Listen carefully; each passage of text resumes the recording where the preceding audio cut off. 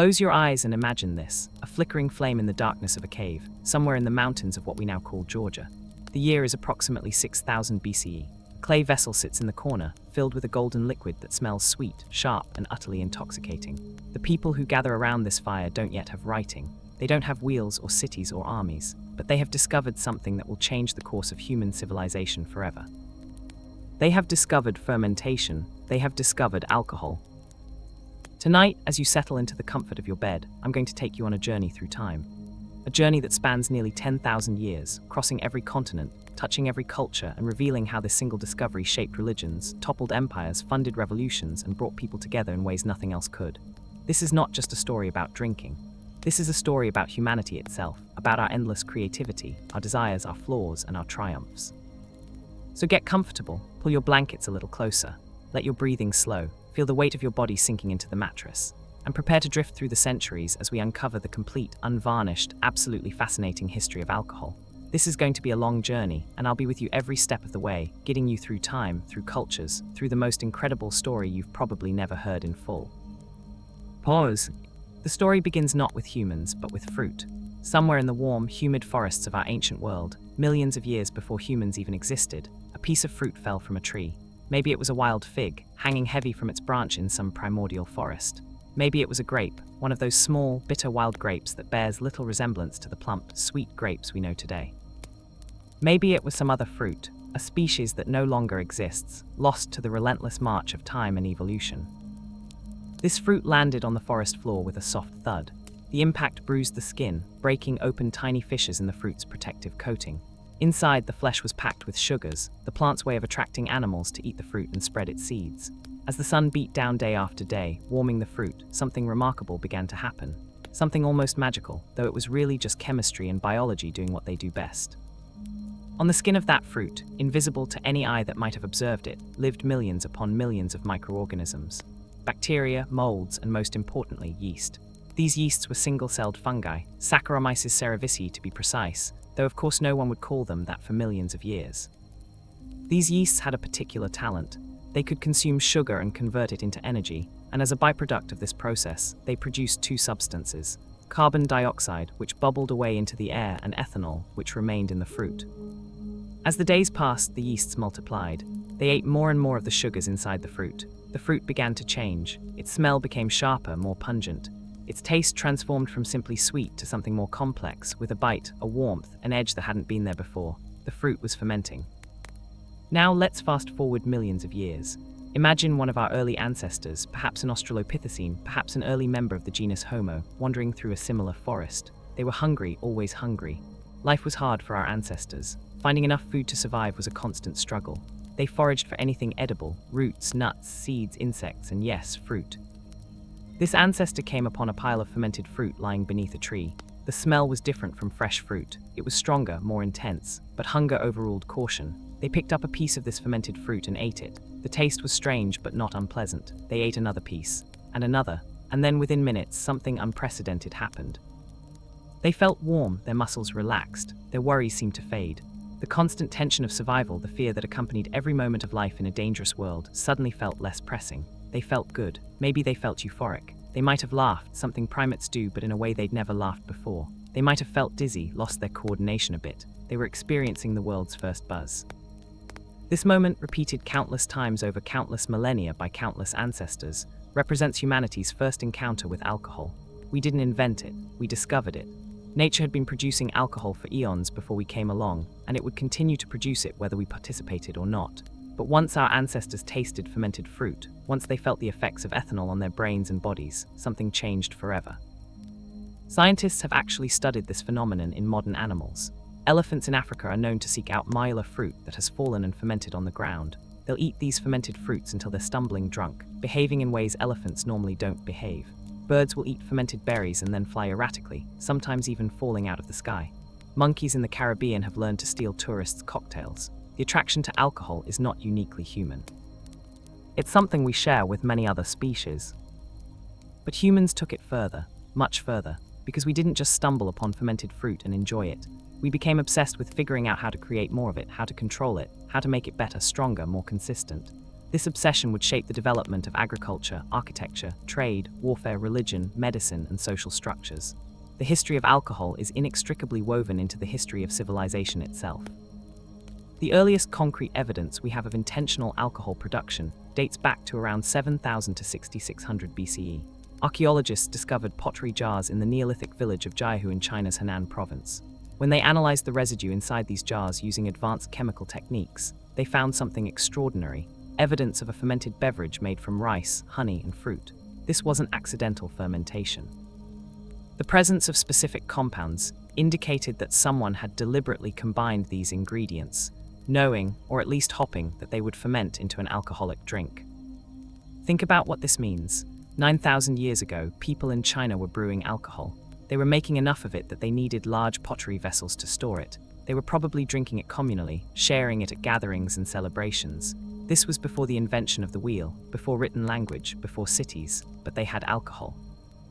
Around the same time, or perhaps even earlier, in the region we call the Fertile Crescent, stretching from modern-day Egypt through the Middle East to the Persian Gulf, other groups of people were making similar discoveries. The Zagros Mountains of Iran have yielded pottery jars from around 5400 to 5000 BCE containing residue that chemical analysis has identified as wine. Actual wine, made from grapes that had been deliberately fermented. The site is called Haji Furrah's Teep, and it's a small village perched in the mountains. When archaeologists excavated there in the 1960s, they found these ancient wine jars in what appeared to be a kitchen area. The jars were large, with capacities of about 9 liters each. Inside the jars, they found a yellowish residue. Decades later, using gas chromatography and other analytical techniques, scientists examined this residue and found tartaric acid, calcium tartrate, and other compounds that are characteristic of grapes and wine. But here's what makes this discovery even more fascinating. The wine wasn't just fermented grape juice. The residue also contained terebinth tree resin. This was added intentionally, probably for 2 reasons. First, the resin would have acted as a preservative, helping the wine last longer. Second, it would have added flavor. The people of Haji Furrah's Teep were already thinking about how to improve their wine, how to make it taste better and last longer. They were, in a very real sense, the world's first winemakers. Let's pause here for a moment and consider what fermentation actually is, because our ancestors didn't know and wouldn't know for thousands of years. When you crush grapes, you release the juice, which is full of sugars. On the skin of the grapes live wild yeasts. When these yeasts encounter the sugary juice in an environment with limited oxygen, they begin to feed. They consume the sugars and metabolize them, producing ethanol and carbon dioxide as waste products. The carbon dioxide bubbles away, and the ethanol remains in the juice, transforming it into wine. This process happens naturally. If you left grape juice sitting in a container, it would eventually ferment on its own. But wild fermentation is unpredictable. Sometimes it produces good wine, sometimes it produces vinegar, sometimes it produces something undrinkable. Ancient winemakers had to learn through trial and error how to create conditions that favored the production of drinkable wine. They had to figure out the right containers to use, the right temperature, the right timing.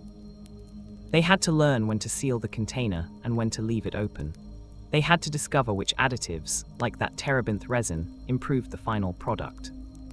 This knowledge was hard-won and precious. In ancient societies, knowing how to make good wine or beer was a valuable skill, often guarded closely. Recipes were passed down through families, from master to apprentice. The best winemakers and brewers were respected members of their communities. Now let's shift our attention to ancient Mesopotamia, the land between the Tigris and Euphrates rivers, often called the cradle of civilization.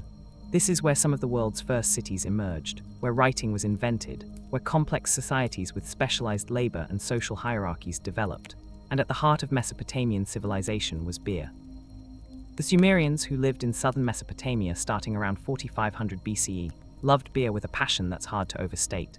Beer wasn't just a beverage to them. It was fundamental to their economy, their religion, and their social life. It was so important that they had a goddess specifically dedicated to beer. Her name was Ninkasi, which translates roughly to the lady who fills the mouth. The Sumerians wrote hymns and prayers to Ninkasi. One of these hymns, dating to around 1800 BCE, has survived to the present day, and it's not just a religious text. It's actually a recipe for making beer, disguised as a prayer. Let me tell you about this recipe, because it gives us incredible insight into how ancient people made beer. The hymn begins by praising Ninkasi. Ninkasi, you are the one who handles the dough with a big shovel, mixing in a pit, the bapia with sweet aromatics. Bapia was a type of twice-baked barley bread. The Sumerians would make this bread specifically for brewing. They would take barley, let it sprout to create malt, then grind it and bake it into bread. This bread was then crumbled into large vats along with water. The hymn continues, Ninkasi, you are the one who bakes the bapia in the big oven, puts in order the piles of hulled grains. This describes the malting and baking process. Then, Ninkasi, you are the one who waters the malt set on the ground, the noble dogs keep away even potentates. This is talking about the sprouting process, and the mention of dogs suggests that these malting floors were protected, guarded locations because malt was valuable. The recipe goes on to describe mixing the bapia with date syrup for sweetness, adding water, and allowing the mixture to ferment in large vessels. When you pour out the filtered beer of the collector vat, it is like the onrush of Tigris and Euphrates. This final line compares the pouring of beer to the mighty rivers of Mesopotamia, showing just how important beer was to Sumerian culture. Sumerian beer was very different from modern beer. It was thick, almost porridge-like in consistency. It contained chunks of grain and bread that hadn't fully dissolved. Because of this, Sumerians drank their beer through straws, often made of gold or copper for the wealthy, or reeds for common people. These straws had filters at the bottom to strain out the solid bits. Archaeologists have actually found these ancient beer straws in excavations. Beer was so central to Sumerian life that it was used as currency. Workers were paid in beer. Rations were measured in beer. A low-level laborer might receive 2 liters of beer per day as payment. A higher-ranking official might receive 4 or 5 liters. The quality of the beer also varied according to social status. There were different grades of beer, from the cheap stuff for laborers to premium beer for the elite. The Code of Hammurabi, one of the oldest written law codes, dating to around 1750 BCE, includes several laws about beer. One law states that if a tavern keeper overcharges for beer, she should be drowned. Another law says that if a tavern keeper waters down the beer, she should be drowned. These seem like harsh punishments, but they show how seriously the Babylonians took their beer. It also tells us something interesting. Taverns were typically run by women. Female tavern keepers, called sabitum, were common in ancient Mesopotamia. These taverns were important social spaces. They were places where people gathered to drink, eat, socialize, conduct business, and even worship. Some taverns had shrines to Ninkasi inside them.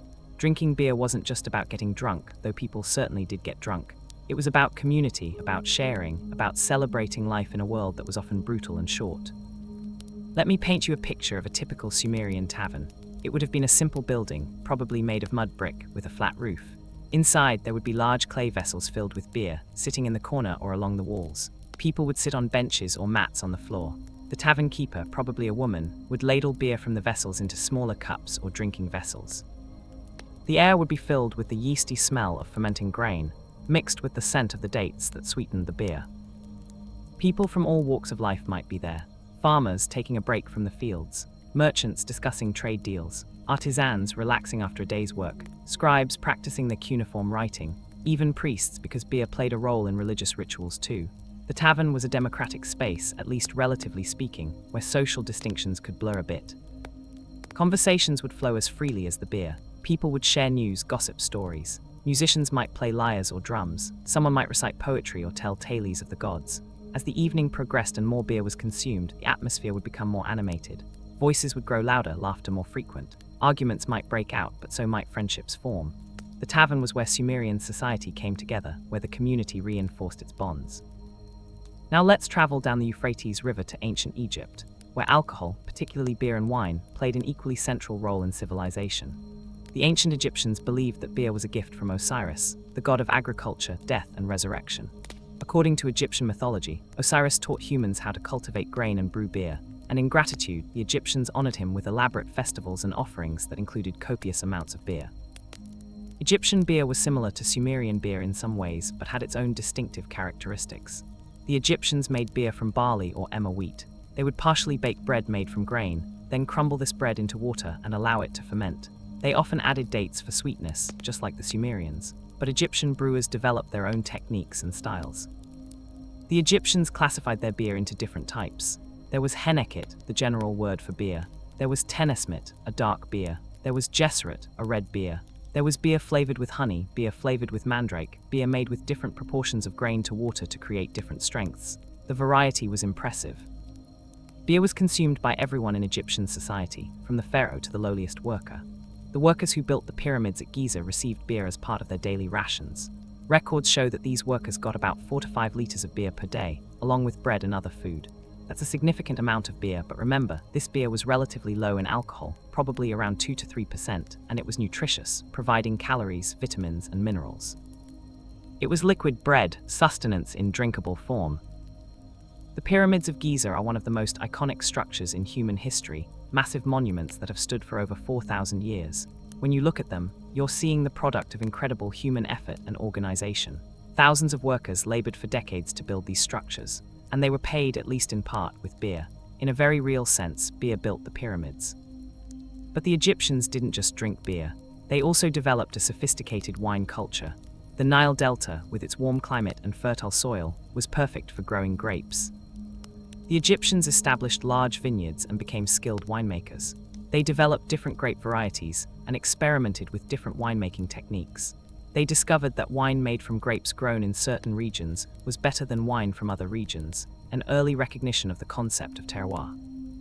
Egyptian wine was a luxury product, more expensive and prestigious than beer.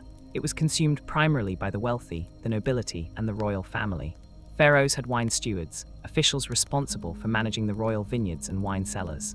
These wine stewards had high status in the court because wine was so valued. The Egyptians were meticulous about labeling their wine. They would mark amphorae, the large clay vessels used to store wine, with information about the wine inside. A typical label might include the year the wine was made, the name of the vineyard where the grapes were grown, the name of the winemaker, and sometimes even a quality assessment like good or very good. These labels have survived on ancient amphorae, giving us detailed information about Egyptian wine production. Wine was also important in Egyptian religion and funerary practices. The Egyptians believed in an afterlife, and they thought that the deceased would need the same things in the afterlife that they enjoyed in life. This is why pharaohs and nobles were buried with grave goods, furniture, jewelry, food, and yes, alcohol. King Tutankhamun's tomb, discovered in 1922 by Howard Carter, contained 26 wine jars. Each jar was carefully sealed and labeled. Some of the labels indicated that the wine was from the pharaoh's personal estate. This wine was over 3,000 years old when the tomb was opened. One of the most fascinating stories from ancient Egyptian mythology involves alcohol in a big way. There's a myth about the goddess Sekhmet, whose name means the powerful one. Sekhmet was depicted as a lioness-headed woman, and she was the goddess of war, destruction, and divine retribution. The myth goes like this. Humanity had somehow angered the gods. Maybe they had stopped making offerings. Maybe they had forgotten to honor the gods properly. Whatever the reason, Ra, the sun god and king of the gods, decided that humanity needed to be punished. He sent Sekhmet down to earth to carry out this punishment. Sekhmet, being a goddess of war and destruction, took to her task with terrifying enthusiasm. She began killing humans, slaughtering them wholesale.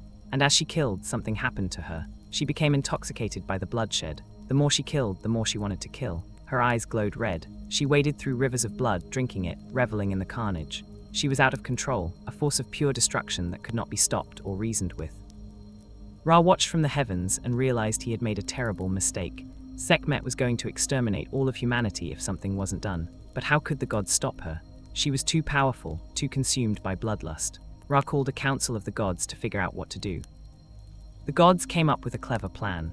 They would trick Sekhmet. They ordered their followers to brew 7,000 jars of beer. But this wasn't ordinary beer. They mixed it with red ochre, a natural mineral pigment, so that the beer looked exactly like blood. They also added ingredients to make the beer particularly potent and intoxicating. Under cover of night, while Sekhmet slept, the god's followers poured all 7,000 jars of this red beer onto the fields where Sekhmet had been rampaging. They poured it everywhere, creating pools and streams of red liquid that looked, in the dim light, exactly like blood. When Sekhmet woke and saw all this blood, she was overjoyed. She thought it was the blood of all the humans she had killed. She began drinking it eagerly, lapping it up like a cat drinking milk. She drank and drank and drank. The beer was strong, much stronger than ordinary beer, and Sekhmet consumed enormous quantities of it. Slowly, the alcohol began to affect her. Her movements became unsteady, her vision blurred, her bloodlust faded, replaced by a pleasant, muzzy feeling. She drank more, unable to stop herself, until finally she collapsed in a drunken stupor, completely intoxicated. When Sekhmet woke up, her murderous rage was gone. She transformed into Hathor, the goddess of love, joy, and music. Humanity was saved, and all because of beer. The Egyptians commemorated this myth every year with the Festival of Drunkenness, also called the Festival of Hathor. During this festival, people would drink beer until they passed out, reenacting Sekhmet's drunkenness. The goal was literally to get as drunk as possible in honor of the time beer saved humanity from extinction.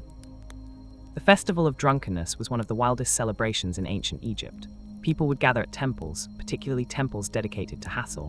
They would drink beer that had been specially brewed for the festival, often stronger than everyday beer. Musicians would play drums, flutes, and sistrums, a type of rattle sacred to Hathor. People would dance, sing, and drink until they collapsed. The festival could last for days, with people drinking, sleeping it off, and then starting again. This wasn't seen as shameful or immoral. It was a religious obligation, a sacred duty. By getting drunk, the participants were honoring the gods and reenacting a mythological event that had saved humanity. Drunkenness in this context was holy. Priests and priestesses participated right alongside common people. The pharaoh himself might join in the festivities. There's archaeological evidence for these drunken festivals. Temples dedicated to Hathor have been found with rooms specifically designed for drinking parties. These rooms have benches along the walls where people could sit or lie down. They have drainage systems in the floor, presumably to deal with the inevitable vomit and spilled beer. Ancient graffiti on the walls includes prayers to Hathor asking her to provide plenty of beer and not let the hangover be too bad. Before we leave Egypt, I need to mention another important aspect of alcohol in Egyptian culture, its role in medicine. The ancient Egyptians were advanced in their medical knowledge for the time. They performed surgery, set broken bones, and treated various diseases, and many of their medical treatments involved alcohol. Egyptian medical papyri, which are some of the oldest medical texts in existence, contain hundreds of prescriptions and remedies. A significant number of these call for beer or wine as an ingredient or a vehicle for other medicines. Wine was thought to have antiseptic properties, which it does because of its alcohol content. It was used to clean wounds and prevent infection. Beer was used as a base for medicines because it could dissolve certain substances and make them easier to swallow. Some Egyptian remedies sound reasonable by modern standards. For example, they would make a poultice with beer, honey, and certain herbs to treat skin infections. The alcohol in the beer and the antibacterial properties of the honey probably did help. Other remedies sound absolutely insane. There's one prescription that calls for mixing beer with a powder made from ground-up mouse droppings to treat hair loss. I'm not sure how effective that was. But the point is, Egyptians saw alcohol as medicine. It wasn't just something to drink for pleasure. It was a tool for healing. This belief would persist for thousands of years across many cultures. The Latin phrase in vino veritas, in aqua sanitas means in wine there is truth, in water there is health. But ancient people often inverted this, believing that wine was healthier than water, which, as we discussed earlier, was often true because fermentation killed dangerous microorganisms. Now, let's sail across the Mediterranean Sea to ancient Greece. Greek civilization, which flourished from around 800 BCE to 300 BCE, had a complex and sophisticated relationship with alcohol. Wine was central to Greek culture, but the Greeks approached drinking very differently from the Egyptians or Mesopotamians. The Greeks worshipped Dionysus, god of wine, fertility, theatre, and ecstasy. Dionysus was one of the most important gods in the Greek pantheon, and his cult was widespread and popular. But Dionysus was a complicated figure. He represented the civilizing force of wine and viticulture, but he also represented wild, uncontrolled nature and the loss of inhibition that comes with drunkenness. He embodied both the positive and negative aspects of alcohol. Greek festivals honoring Dionysus, called Dionysia, were major events. The city Dionysia in Athens was one of the most important festivals in the Greek calendar. It lasted several days and included processions, sacrifices, and dramatic performances. In fact, Greek theatre as we know it, tragedy and comedy, evolved from these Dionysian festivals. Playwrights like Sophocles, Euripides, and Aristophanes wrote plays that were first performed at the Dionysia. But these festivals also involved a lot of drinking. People would wear masks, dance through the streets, and consume wine in honor of Dionysus. Some of the rural Dionysia, held in the countryside rather than in cities, could get quite wild. There are accounts of frenzied dancing, people tearing apart animals with their bare hands, a practice called sparagmus, and other ecstatic behaviors. These wilder aspects of Dionysian worship made some Greeks uncomfortable, and there were periodic attempts to control or restrict the cult. Greek philosophers spent a lot of time thinking about wine and drinking. Plato, one of the most influential philosophers in Western history, wrote extensively about symposia, which were drinking parties where aristocratic Greek men would gather to drink wine, discuss philosophy, recite poetry, and enjoy entertainment. Symposium literally means drinking together, and these events were highly structured social occasions with their own rules and customs. A typical symposium would begin after dinner. The guests, all men, women, except for courtesans called hetairai, were generally excluded, would recline on couches arranged around the room. A symposiarch or master of ceremonies would be chosen.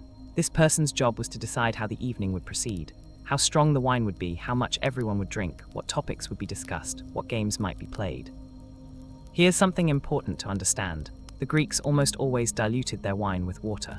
Drinking undiluted wine, which they called drinking it Scythian style, after the Scythian people of the Black Sea region who supposedly drank their wine straight, was considered barbaric and dangerous. The Greeks believed that wine needed to be tamed with water to be consumed properly. The mixing ratios varied. A common ratio was 3 parts water to 1 part wine, though this could be adjusted depending on how drunk the symposiarch wanted everyone to get. The wine and water were mixed in a large vessel called a crater. From there, it was distributed to individual drinking cups called kylixes. These cups were often beautifully decorated with scenes from mythology or daily life. The symposium would proceed with conversations on various topics: politics, philosophy, poetry, love. Participants might be asked to give speeches on a particular theme. In Plato's Symposium, one of his most famous dialogues, the participants take turns giving speeches about the nature of love, each offering a different perspective. This gives us insight into how real symposia might have functioned, though Plato was obviously dramatizing and philosophizing rather than giving a documentary account. Entertainment might include music played on lyres or flutes, recitation of poetry, often Homer's epics, or performances by the hetairai, who were educated women who served as companions and entertainers. There might also be games, including katabos, where you would try to fling wine dregs from your cup to hit a target across the room. As the night progressed and more wine was consumed, the atmosphere would become more relaxed and rowdy. Philosophical discussions might devolve into arguments. Sexual activity might occur. People might sing drinking songs, some of which have survived in fragments. The symposium was a space where Greek men could explore ideas, form social bonds, and occasionally behave in ways that would be frowned upon in the light of day. But despite this sometimes libertine behavior, the Greeks also strongly valued moderation. The concept of sophrosyne, which means moderation or self-control, was central to Greek ethics. Getting blind drunk was seen as losing control, as being dominated by your base desires rather than your rational mind. The Greeks liked to drink, but they believed in drinking wisely. This tension between the desire to enjoy wine and the need for moderation runs through Greek literature. The poet Hesiod warned against excessive drinking. Theognis wrote, "Wine, drunk in moderation, is good for the belly, the head, and the heart, but drunk in excess, it is disastrous."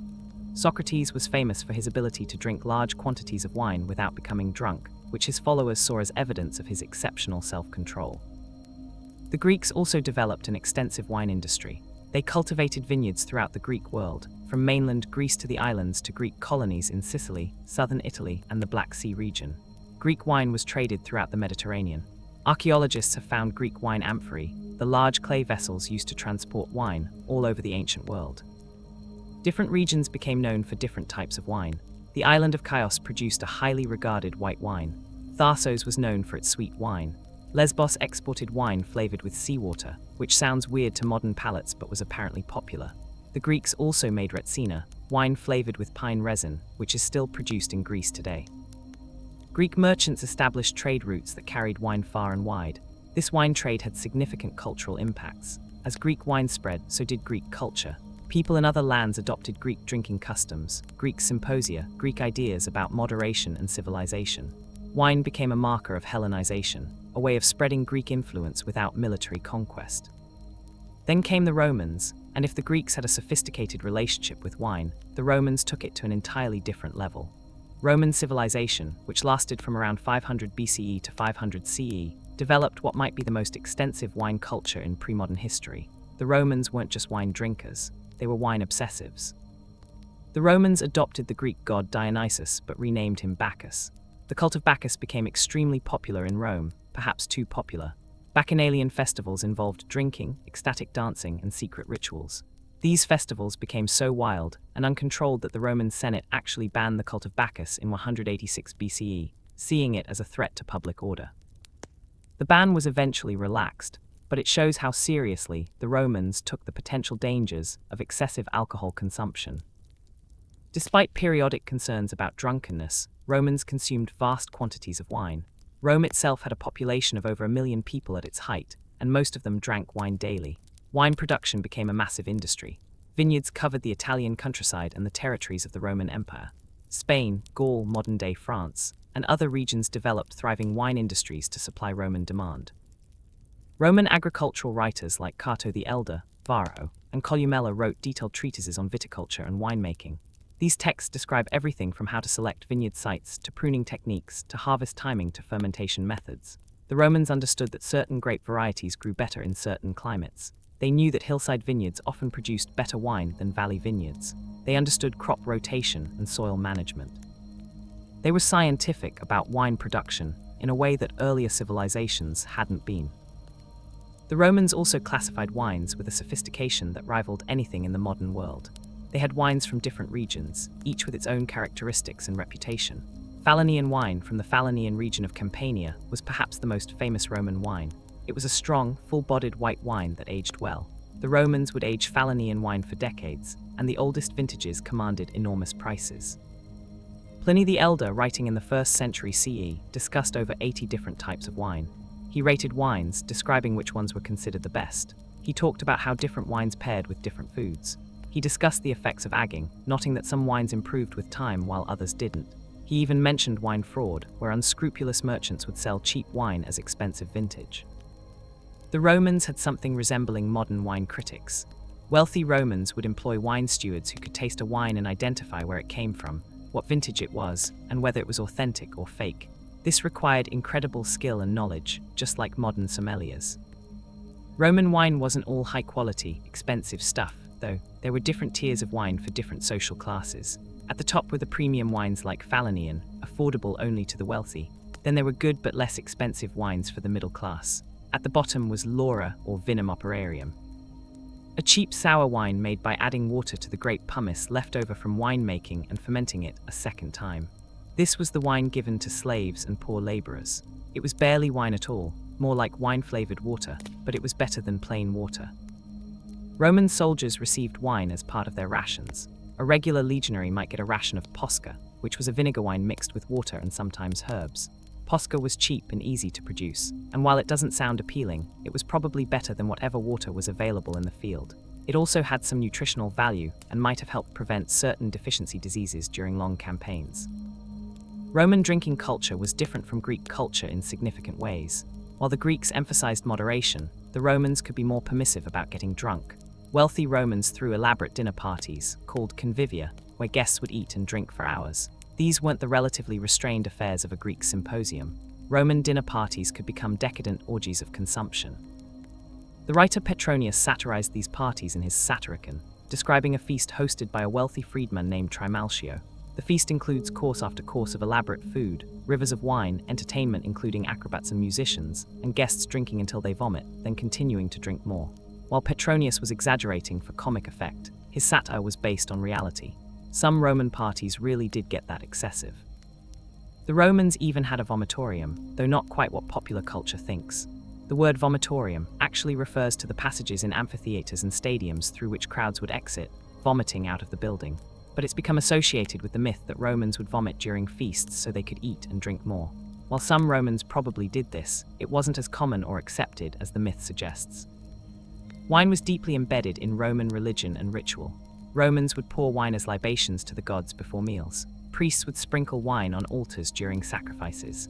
Wine was used in festivals honoring various gods. The Romans believed that wine was a gift from Bacchus and that drinking it properly honored the god. Wine was also important in Roman medicine. The physician Galen, whose medical theories dominated Western medicine for over 1,000 years, wrote extensively about wine's therapeutic properties. He believed that different wines had different effects on the body. Red wine was thought to be warming and good for digestion. White wine was cooling and better for fevers. Old wine was considered more medicinal than young wine. Galen prescribed wine for all sorts of ailments, and his influence meant that wine remained an important part of European medicine for centuries. The Roman Empire's expansion spread viticulture across Europe. As the Romans conquered new territories, they brought grapevines with them. They established vineyards in Gaul, which would become the heart of the French wine industry. They planted vines in the Rhineland, creating the German wine industry. They even attempted to grow grapes in Britain, though the climate was marginal for viticulture. This spread of viticulture had lasting impacts. Many of the great wine regions of Europe owe their origins to Roman colonization. The techniques the Romans developed, from pruning methods to wine storage, influenced winemaking for centuries.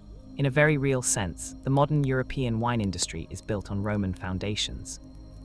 When the Roman Empire fell in the 5th century CE, Europe descended into what historians used to call the Dark Ages, though that term has fallen out of favor because it implies more darkness than was really there. But it's true that Roman urban civilization collapsed, trade networks broke down, and literacy declined. In the chaos, one institution emerged as a preserver of knowledge and civilization: the Christian Church, and particularly its monasteries. Monasteries became islands of stability in a turbulent world. Monks copied ancient manuscripts, preserving classical knowledge. They maintained agricultural traditions, experimenting with farming techniques. And crucially for our story, they made wine and beer, lots of it. The Christian religion gave alcohol a unique sacred status. In the Eucharist, the central ritual of Christian worship, wine literally becomes the blood of Christ, according to Catholic and Orthodox theology. This meant that every church needed wine for religious services. Monasteries, with their vineyards and wine cellars, became the primary producers of sacramental wine. But monasteries made far more wine than they needed for religious purposes. Wine was a valuable trade commodity. Monasteries could sell wine to support themselves financially. They could give wine to guests, an important aspect of monastic hospitality. Monks themselves drank wine with their meals. The rule of Saint Benedict, written in the 6th century and followed by Benedictine monasteries, specified that monks should receive a hemina, about a quarter litre of wine per day, though Benedict noted that he thought drinking no wine at all would be better, but acknowledged that this was unrealistic. Monastic viticulture became incredibly sophisticated. Monks had the time, resources, and motivation to experiment with grape growing and winemaking. They kept detailed records of which techniques worked best. They identified which grape varieties produced the best wine in their particular climates. They discovered which vineyard sites, which hillsides, which exposures to the sun yielded superior grapes. In Burgundy, France, Cistercian monks spent centuries meticulously mapping their vineyards, identifying which small plots of land produced distinctive wines. This concept of terroir, the idea that wine expresses the characteristics of the specific place where the grapes were grown, was largely developed by these monastic winemakers. The famous vineyard classifications of Burgundy, which are still used today, have their roots in medieval monastic observations. Champagne, that most celebratory of wines, was developed in part by a Benedictine monk named Dom Pérignon. Now, the popular story that Dom Pérignon invented champagne isn't quite true. Sparkling wine was already being made in the Champagne region when he arrived at the Abbey of Hautevillers in 1668, but Dom Pérignon did make significant improvements to champagne production.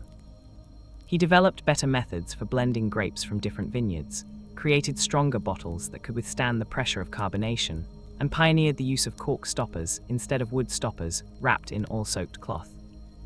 Dom Pérignon didn't actually like the bubbles in champagne. He considered them a flaw and spent much of his career trying to prevent secondary fermentation in the bottle. But despite his efforts, champagne remained bubbly, and it became increasingly popular.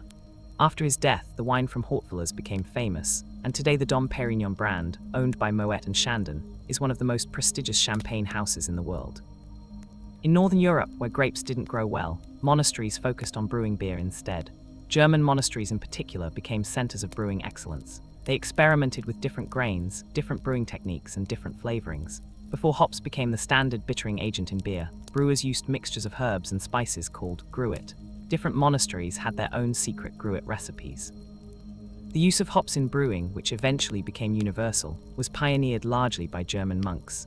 Hops, the cone-shaped flowers of the hop plant, add bitterness to balance the sweetness of the malt, but they also act as a preservative, helping beer last longer.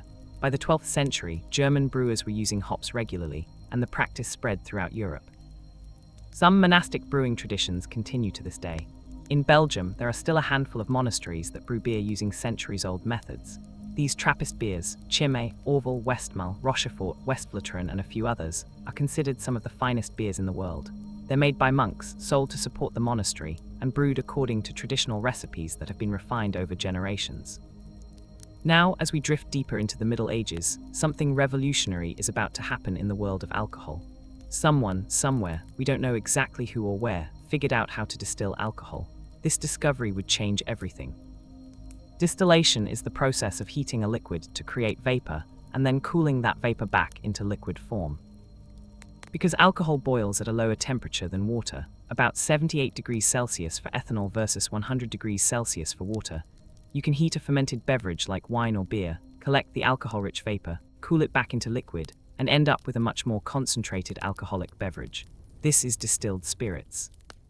The process of distillation itself was known in the ancient world. Greek and Roman alchemists had primitive stills. They used distillation to make perfumes and concentrating substances for various purposes. Islamic scholars in the medieval period, particularly during the Islamic Golden Age from the 8th to 13th centuries, significantly improved distillation techniques. They designed better stills, understood the science of distillation more thoroughly, and used distillation to create medicines and essences. The word alcohol itself comes from Arabic.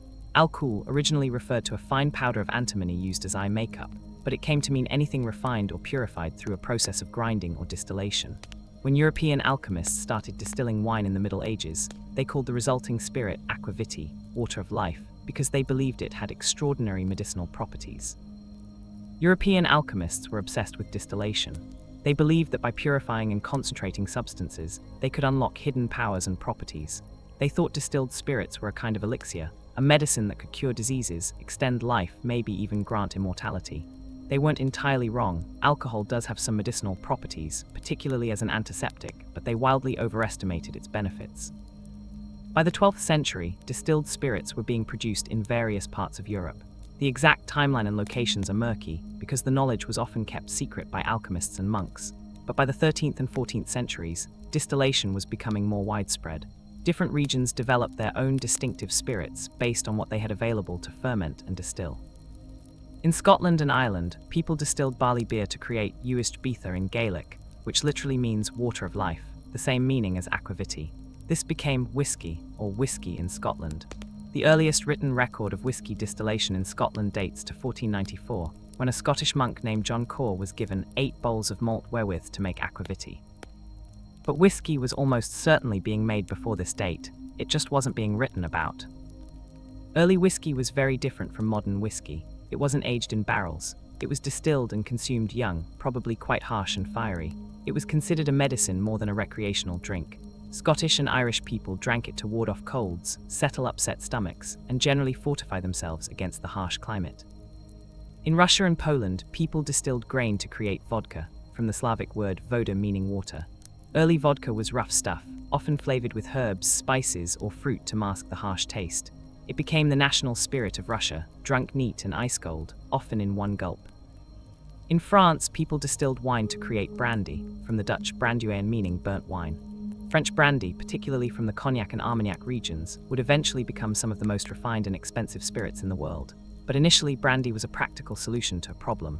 Wine didn't travel well, especially on long sea voyages. Distilling wine into brandy concentrated it, making it easier to transport and less likely to spoil. Distillation democratized strong alcohol. Before distillation, the strongest alcoholic beverage you could make through fermentation alone was wine or fortified wine, maybe 15–20% alcohol by volume. Distilled spirits could be 40%, 50%, 60% alcohol or even higher. This meant you could get very drunk very quickly on a small amount of liquid. For better or worse, this changed drinking culture profoundly. As distillation spread, it moved from monasteries and alchemists' labs into commercial production. By the 16th and 17th centuries, there were professional distilleries producing spirits for sale. Governments noticed this and began taxing spirits, seeing them as a source of revenue. Spirits production became regulated, licensed, and controlled. Different regions developed distinctive spirits traditions. The Dutch became famous for Geneva, a juniper-flavored grain spirit that was the ancestor of gin. They distilled it in large copper pot stills and flavored it with juniper berries and other botanicals. Geneva was originally created as a medicine by a Dutch physician named Franciscus Sylvius in the 16th century, but it quickly became popular as a recreational drink. When English soldiers fought in the Netherlands during the 80 Years' War, 1568–1648, they discovered Geneva and loved it. They called it Dutch courage because they would drink it before battle to steady their nerves. They brought the drink back to England, where it evolved into gin. English distillers simplified the production process and created a drier, more neutral spirit than Dutch Geneva. This English gin would eventually lead to one of the darkest chapters in alcohol history. In the early 18th century, the English government passed laws that made it incredibly easy to produce and sell gin. You didn't need a license, you didn't need special equipment. Anyone could set up a still in their home and start distilling. The government's intention was to encourage the domestic spirits industry and reduce dependence on imported French brandy. England and France were enemies at the time, but the result was catastrophic. London was suddenly flooded with cheap gin, and I mean cheap. A contemporary saying went drunk for a penny, dead drunk for tuppence, clean straw for nothing. Gin shops would literally advertise these prices. For a penny, you could get enough gin to get drunk. For 2 pennies, you could get enough to pass out completely.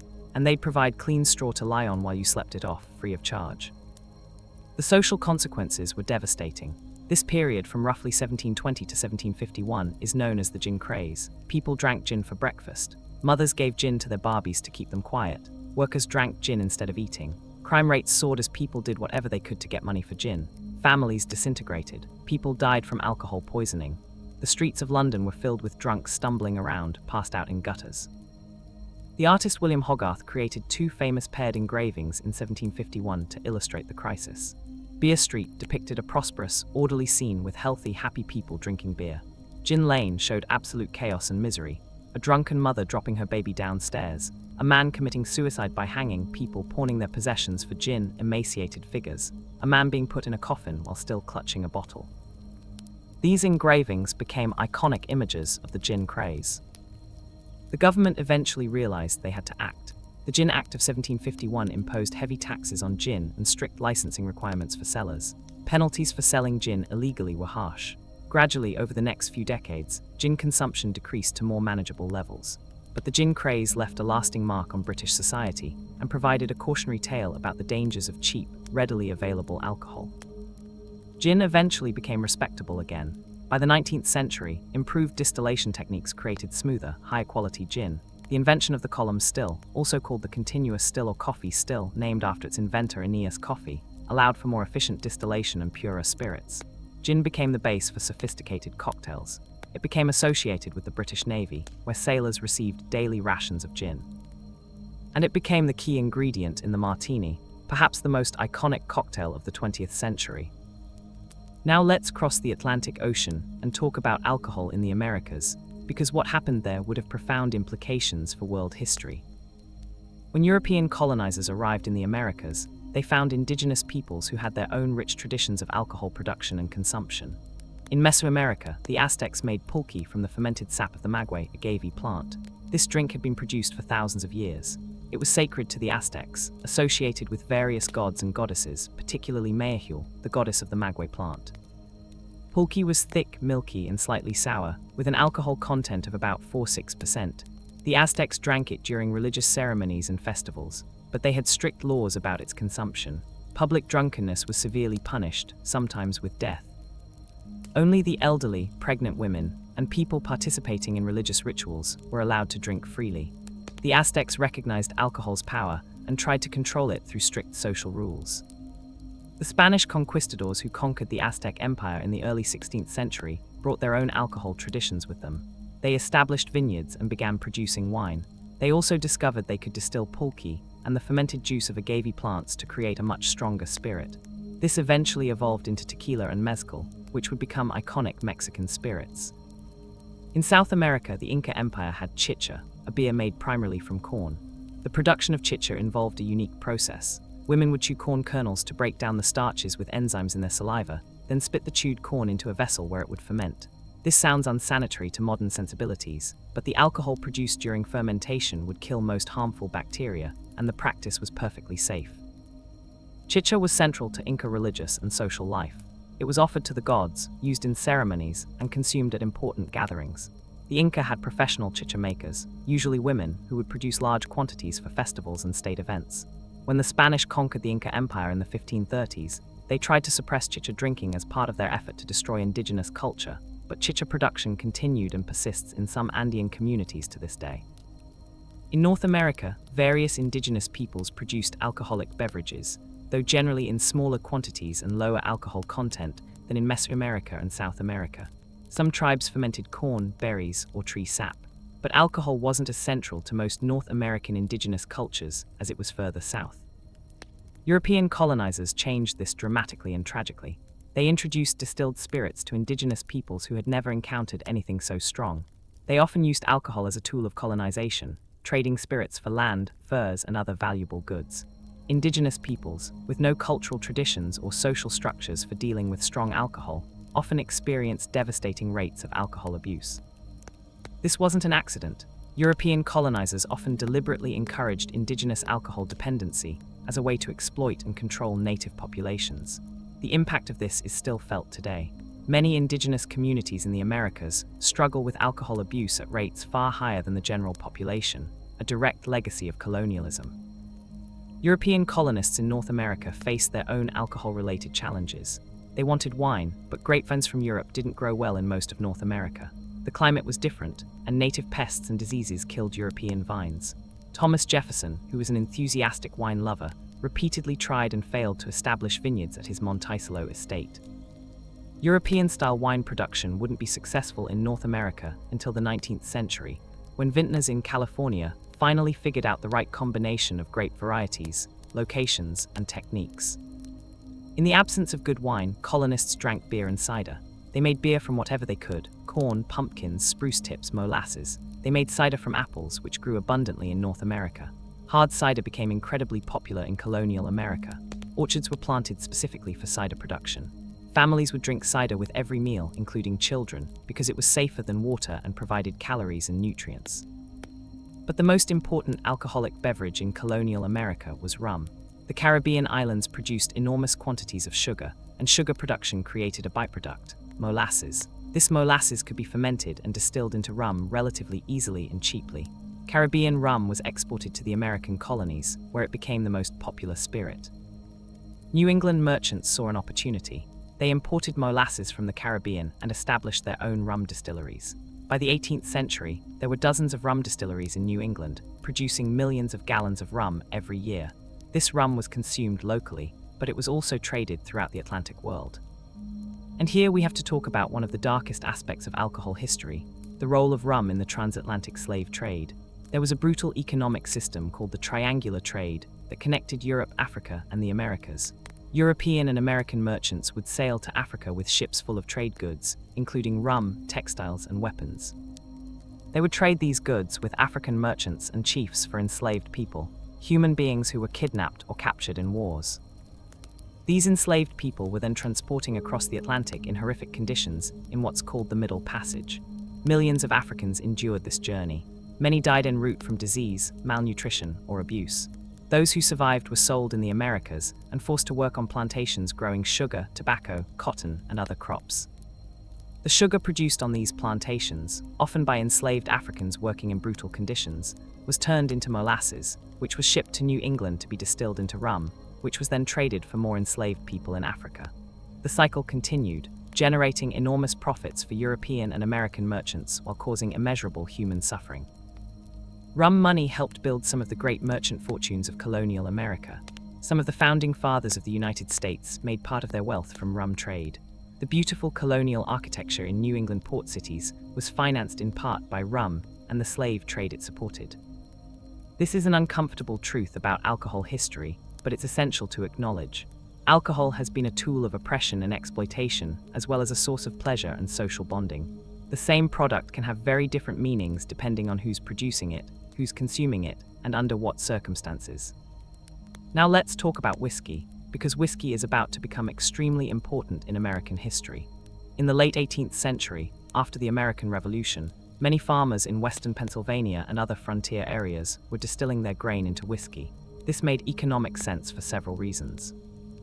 First, grain was bulky and difficult to transport. The roads in frontier America were terrible. Getting a wagon full of grain over the Appalachian Mountains to eastern markets was expensive and time-consuming. But if you distilled that grain into whiskey, you could carry a season's worth of grain harvest on a single pack horse. Whiskey was a way of concentrating value and making it portable. Second, whiskey didn't spoil like grain did. Grain could rot or be eaten by pests during storage or transport. Whiskey, stored in barrels, would keep indefinitely. In fact, it would often improve with age. Third, whiskey had value beyond the grain used to make it. The distillation process added value. A bushel of corn might sell for a certain price, but that same bushel, converted to whiskey, might sell for several times as much. So for frontier farmers, distilling whiskey wasn't just a side hustle. It was economic survival. Many farmers relied on whiskey sales as their primary source of cash income. Then the newly formed United States government, desperate for revenue to pay off debts from the Revolutionary War, decided to impose an excise tax on distilled spirits. This was the whiskey tax, passed in 1791 as part of Treasury Secretary Alexander Hamilton's financial plan for the new nation. The tax was deeply unpopular, especially among frontier farmers. They saw it as unfair. Why were they being taxed on their primary product while Eastern merchants and landowners weren't being taxed on theirs? The tax was also difficult for small distillers to pay. It was structured in a way that favored large distilleries over small ones. Large distilleries could pay a flat annual fee, while small distilleries had to pay per gallon produced, making it proportionally more expensive for them. Resistance to the tax grew throughout western Pennsylvania. Farmers refused to pay. They intimidated and assaulted tax collectors. They tarred and feathered people who cooperated with the government. They burned down the homes of tax collectors and government supporters. By 1794, the situation had escalated into open rebellion. President George Washington took the Whiskey Rebellion very seriously. This was a direct challenge to the federal government's authority. If the government couldn't enforce this tax, what other laws would people refuse to obey? The whole system of federal authority was at stake. Washington personally led an army of 13,000 militiamen into western Pennsylvania in the fall of 1794.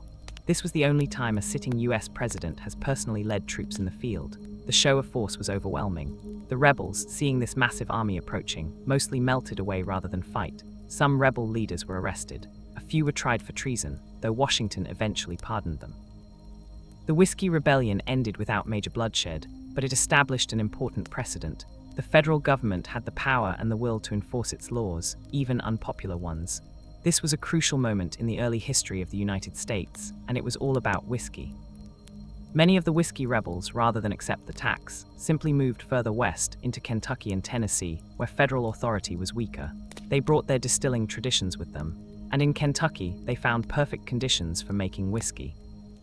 Kentucky had everything needed for great whiskey production. It had abundant corn, which grew well in Kentucky's fertile soil and warm climate. It had pure limestone water, which is ideal for whiskey production because the limestone filters out iron and adds minerals that enhance fermentation. It had white oak trees, which could be used to make barrels for agging whiskey, and it had experienced distillers who knew their craft. In Kentucky, whiskey evolved into bourbon. Now, the exact origins of bourbon are disputed, and there are several legends about how it came to be. Some people credit a Baptist minister named Elijah Craig with inventing bourbon around 1789 by being the first to age whiskey in charred oak barrels. Others point to various distillers in Bourbon County, Kentucky, which is how the spirit supposedly got its name. The truth is probably that bourbon wasn't invented by any one person. It evolved gradually as Kentucky distillers experimented with different recipes and techniques. But by the early 19th century, Kentucky bourbon had emerged as a distinctive style of whiskey with several key characteristics. First, bourbon is made primarily from corn. By law, though this law wasn't established until much later, bourbon must contain at least 51% corn in its grain recipe, called the mash bill. Most bourbons contain 60–80% corn, with the remainder being rye, wheat, and/or malted barley. Second, bourbon is aged in new charred oak barrels. The charring of the barrel interior was probably discovered by accident. Maybe a cooper barrel maker used a torch to help bend the wood and accidentally charred it, then found that whiskey aged in this barrel tasted better. The charring creates a layer of carbon that filters the whiskey and a caramelized layer of wood sugars that adds flavor and color. Third, bourbon must be distilled to no more than 160 proof, 80% alcohol, and entered into barrels at no more than 125 proof, 62.5% alcohol. It can't contain any additives except water. These regulations ensure that bourbon's flavor comes from the grain and the barrel, not from artificial additives or coloring. Kentucky bourbon became famous throughout America. Distillers like Jim Beam, Evan Williams, and others established brands that still exist today.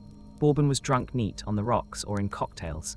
It became America's native spirit, as distinctively American as baseball or jazz. Meanwhile, in Scotland and Ireland, whiskey production was also becoming more sophisticated. Scottish distillers developed single malt whiskey, made from 100% malted barley at a single distillery.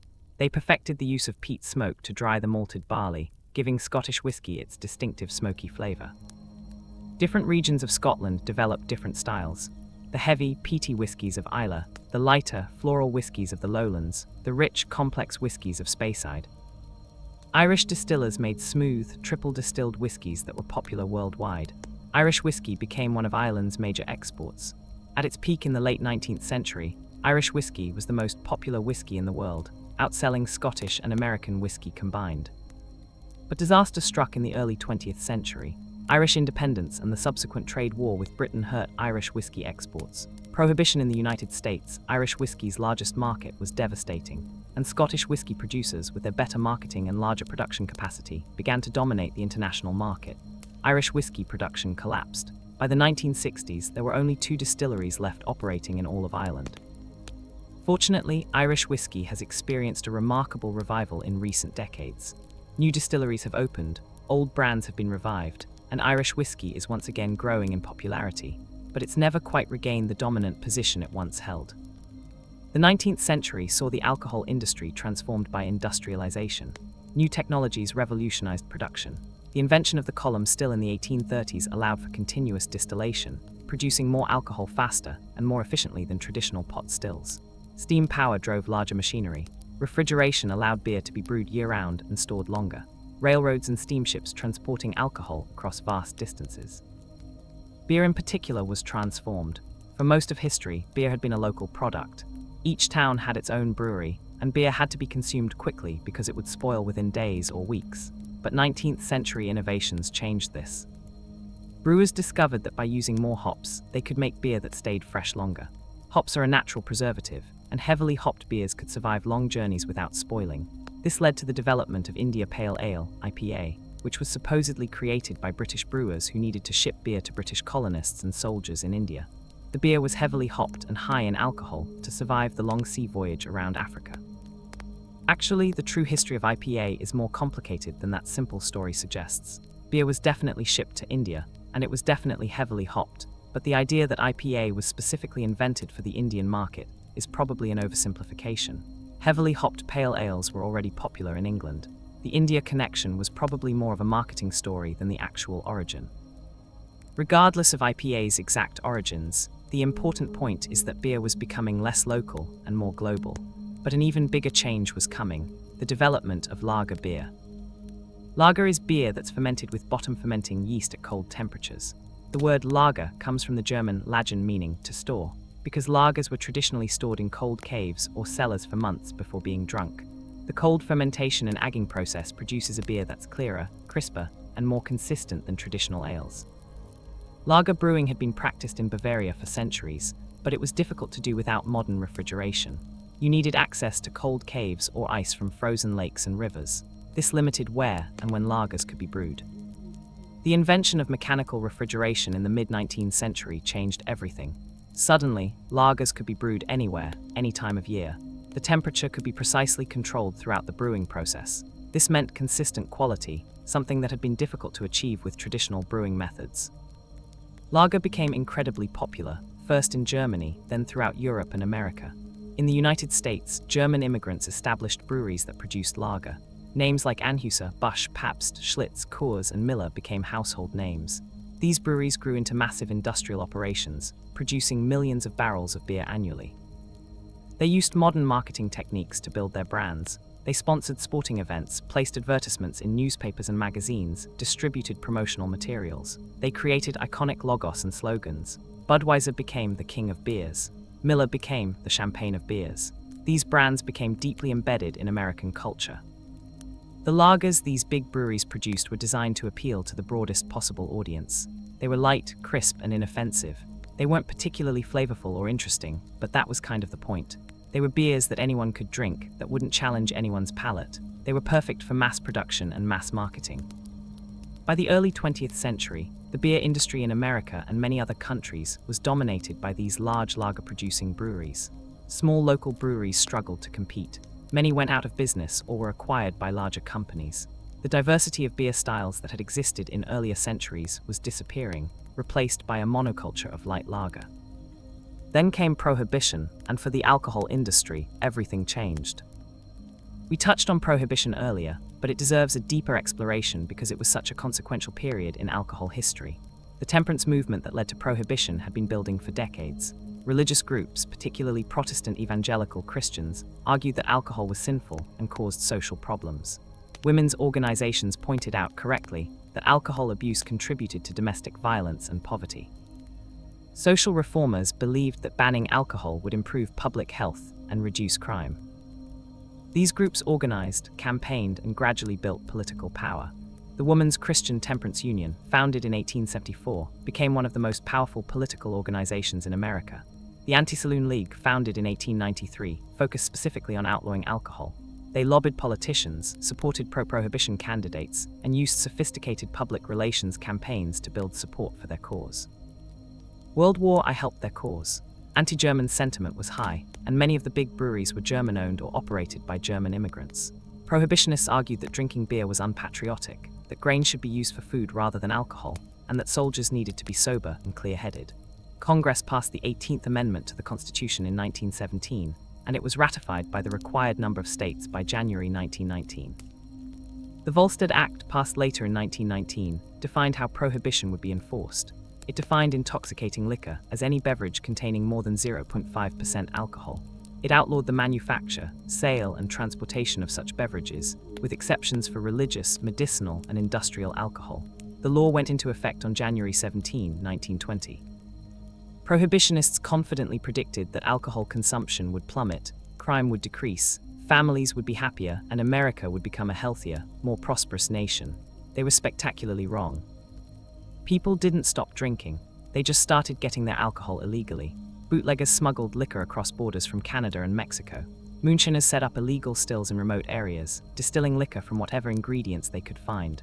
Industrial alcohol, which was still legal for use in manufacturing, was stolen and redistilled for drinking, despite government efforts to poison it with toxic additives. Speakeasies, secret bars that operated behind unmarked doors and in hidden basements, sprouted up in cities across America. Some estimates suggest that there were more speakeasies in New York City during Prohibition than there had been legal saloons before it. You needed to know the password or have a connection to get in, but once inside, you could drink freely. The quality of illegal alcohol varied wildly. Some bootleggers imported high-quality liquor from Europe or Canada. This stuff was expensive but safe. Other bootleggers sold homemade moonshine of uncertain quality. Some moonshine was fine, some was dangerously strong, some was literally poisonous. The government's decision to add poison to industrial alcohol to discourage people from drinking it was a public health disaster. Thousands of people died from drinking this poisoned alcohol. Others went blind or suffered permanent organ damage. The government essentially decided that it was acceptable to poison its own citizens in order to enforce prohibition. It's one of the darker chapters in American government policy. Prohibition also gave rise to organized crime on an unprecedented scale. Criminal organizations saw an opportunity in the enormous demand for illegal alcohol. They established sophisticated smuggling operations, bribed police officers and politicians, and used violence to control territory and eliminate rivals.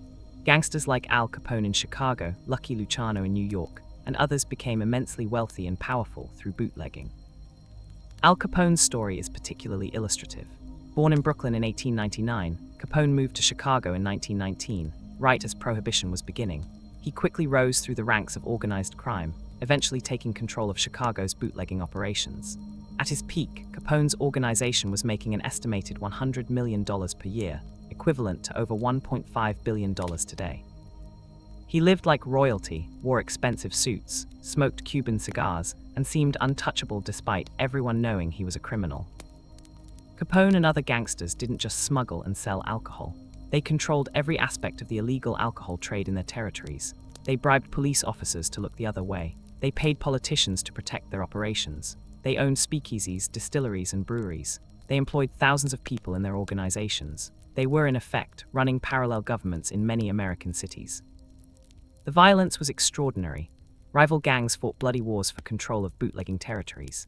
The St. Valentine's Day Massacre in 1929, where members of Capone's gang, some dressed as police officers, lined up 7 members of the rival North Side gang against a wall and shot them with Thompson submachine guns, became one of the most infamous incidents of the era.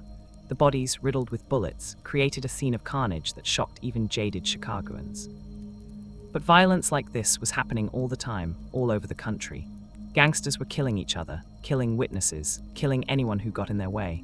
The murder rate in major cities increased significantly during Prohibition, and much of this violence could be directly traced to the illegal alcohol trade. Ordinary citizens who wanted a drink had to engage with this criminal underworld. They had to visit speakeasies that were owned by gangsters. They had to buy bootleg liquor from criminals. This normalized lawbreaking in a way that was corrosive to society. If good, law-abiding people were breaking the law every time they had a drink, why should they respect other laws? Respect for law enforcement decreased. Police officers were widely seen as corrupt because so many of them were taking bribes from bootleggers. Politicians who supported prohibition were viewed as hypocrites, especially when many of them were discovered to be drinking in private. The whole system of law and order was undermined. Prohibition also had unintended economic consequences. The government lost enormous amounts of tax revenue from legal alcohol sales. Before Prohibition, alcohol taxes had been a major source of federal revenue. Now that money was gone, going into the pockets of criminals instead of the government treasury. Meanwhile, the government was spending money trying to enforce an unenforceable law, hiring prohibition agents, conducting raids, prosecuting bootleggers. The stock market crash of 1929 and the subsequent Great Depression made these economic arguments even more compelling.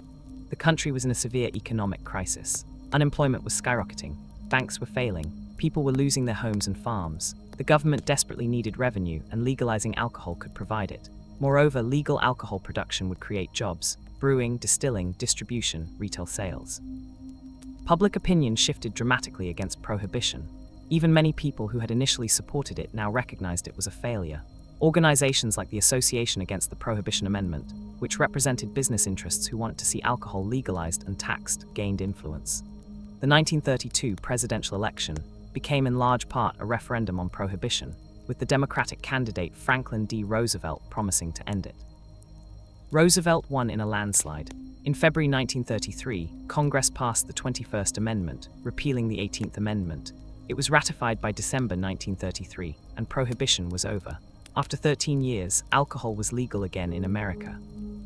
When prohibition ended, people literally celebrated in the streets. Breweries and distilleries that had been shuttered reopened. New ones were established. Bars came out of hiding. Bartenders could practice their craft legally again. America was wet once more. But the alcohol industry had been fundamentally changed by prohibition.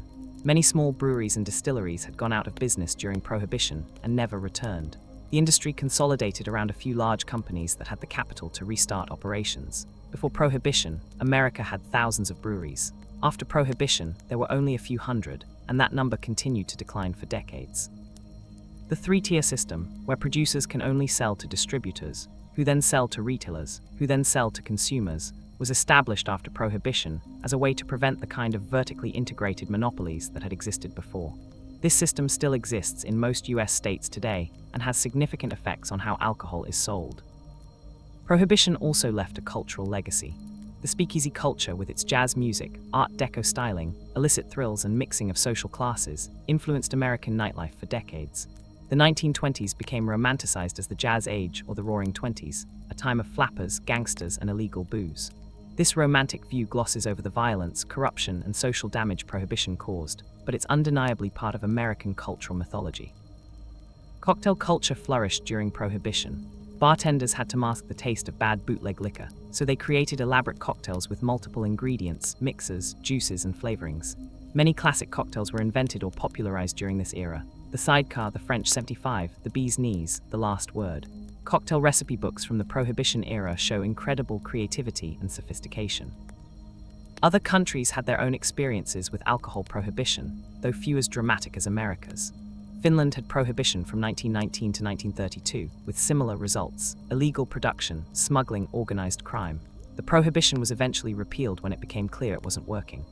Iceland had prohibition on beer, though not wine or spirits, oddly, until 1989, making it one of the last Western countries to legalize beer. Various countries have had partial prohibitions or restrictions. Many Muslim-majority countries prohibit or severely restrict alcohol based on Islamic law, which forbids the consumption of intoxicants. Saudi Arabia, Kuwait, Iran, Libya, and several other countries ban alcohol entirely. Other countries like Turkey, Egypt, and Morocco allow alcohol, but regulate it heavily. Russia has periodically enacted alcohol restrictions to combat widespread alcoholism, which has been a persistent social problem there. Mikhail Gorbachev's anti-alcohol campaign in the 1980s reduced vodka production and increased prices, leading to a brief decrease in alcohol consumption and alcohol-related deaths, but also to increased illegal production and ultimately to widespread resentment that may have contributed to the fall of the Soviet Union. After prohibition ended in the United States, the alcohol industry entered a period of rebuilding and modernization. World War II interrupted this process, as resources were diverted to the war effort. Distilleries converted to producing industrial alcohol for explosives and other military uses. Breweries faced grain shortages. But after the war ended in 1945, alcohol production boomed. The post-war period, especially the 1950s and 60s, saw massive growth in alcohol consumption in America and Western Europe. Soldiers returning home wanted to relax and enjoy themselves. The post-war economic boom meant people had money to spend. Suburban sprawl created a new culture of backyard barbecues and cocktail parties. Alcohol became associated with the good life, with prosperity and leisure. This was the era of the three-martini lunch, when business executives would have multiple cocktails over leisurely business lunches. It was the era of the home bar as a status symbol, with middle-class families installing elaborate wet bars in their rec rooms, complete with special glassware, cocktail shakers, and bar tools. Cocktail recipe books became popular wedding gifts. Knowing how to mix a proper martini or Manhattan was considered an essential social skill. The martini in particular became the sophisticated drink of the era. Made with gin or vodka and dry vermouth, garnished with an olive or a lemon twist, the martini was the drink of choice for businessmen, politicians, and cultural icons. James Bond, Ian Fleming's fictional spy, famously ordered his martinis shaken, not stirred, though real martini enthusiasts insist that stirring is the proper technique. The martini represented a certain ideal of cool, sophisticated masculinity. Tiki culture also flourished during this period. Tiki bars, with their Polynesian-inspired deka, exotic cocktails served in ceramic tiki mugs, and tropical ambience, became hugely popular. The trend was started by bars like Don the Beachcomber in Hollywood and Trader Vic's in San Francisco in the 1930s, but it really exploded in the 1950s and 60s. Tiki cocktails like the Mai Tai, Zombie, and Piña Colada became classics. The appeal of tiki culture was partly escapism. These bars offered a fantasy of tropical paradise, a vacation from everyday life. They also represented the exotic allure of the South Pacific, which had been in the news during World War II and seemed mysterious and romantic to many Americans. Tiki bars were places where you could shed your inhibitions, wear a Hawaiian shirt, drink a ridiculously elaborate cocktail with an umbrella in it, and pretend you were somewhere far away. But despite all this cocktail culture, the dominant form of alcohol consumption in mid-20th century America was beer, and specifically light lager beer. Budweiser, Miller, and Coors dominated the market. These beers were light, crisp, inoffensive, and aggressively marketed. The breweries that made them spent millions on advertising, sponsoring sports events, running TV commercials during major sporting events, and generally making their brands ubiquitous. This beer was designed for mass appeal and mass consumption. It wasn't particularly flavorful or interesting.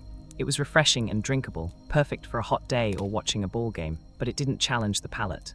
For beer enthusiasts, it was boring, but for the average American, it was exactly what they wanted. Wine in America during this period was mostly sweet, simple stuff. There were exceptions. Some California wineries were making serious wines, but the average American's experience of wine was something like Thunderbird or Ripple, cheap fortified wines that were sweet and strong. Wine was often seen as either something for special occasions or something that winos drank in paper bags. But this was about to change. Starting in the 1960s and accelerating in the 70s, a wine revolution was beginning in California. Winemakers in Napa Valley, Sonoma, and other California wine regions were producing world-class wines that could compete with the best European wines. They were experimenting with different grape varieties, different winemaking techniques, different approaches to viticulture. The turning point came in 1976 at an event that became known as the Judgment of Paris. A British wine merchant named Stephen Spurrier organized a blind tasting in Paris, where French wine experts would taste and rate a selection of French and California wines. The judges didn't know which wines were which. Spurrier expected the French wines to win, confirming their superiority. That's not what happened. When the scores were tallied, California wines had won in both the white wine and red wine categories. A Napa Valley Chardonnay beat white Burgundies. A Napa Valley Cabernet Sauvignon beat Bordeaux. The French judges were shocked and embarrassed. Some tried to reclaim their scorecards, but it was too late. The results were published and caused a sensation in the wine world. The Judgment of Paris put California wine on the map. It proved that New World wines could match or exceed Old World wines. It challenged the assumption that the best wines could only come from France, and it sparked a boom in California wine production. Suddenly, investors wanted to start wineries. Wine consumption in America increased. Americans began to take wine seriously in a way they hadn't before. This wine revolution wasn't limited to California. Wine regions developed or expanded in Oregon, Washington, New York, and other states. Internationally, countries like Australia, New Zealand, Chile, Argentina, and South Africa emerged as serious wine producers. The wine world was globalizing, becoming less Eurocentric and more diverse.